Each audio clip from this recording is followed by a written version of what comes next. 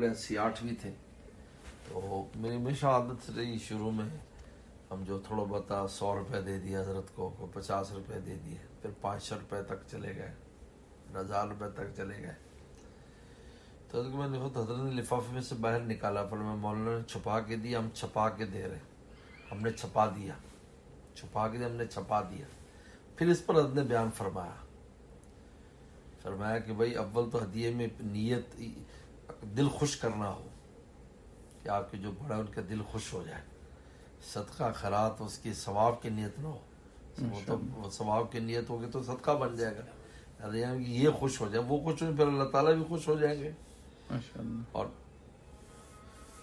اللہ اکبر اللہ اکبر. دوسرا ہے کہ ہدیہ جو ہے وہ اس کا لازمی اثر محبت ہے. تو حضرت نے اس پر کافی تنبیہ فرمائی. تو بہت سے لوگ سیٹھ لوگ باہر آ کر کہنے لگے یار ہمیں تو اس کا کبھی خیال نہیں رہا.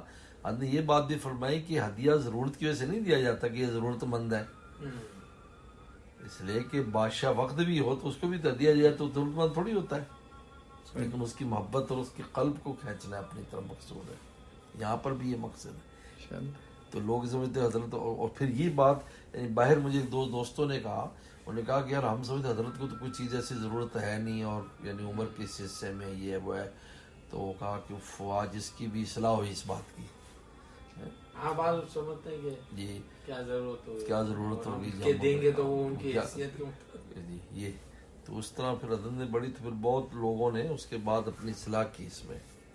تو ہدیہ تو اس کی رواج حضور صلی اللہ علیہ وسلم خود معاشرے میں ڈالا ہے, لیکن اتحاد و تحابب دیتے رہو. ماشاء اللہ.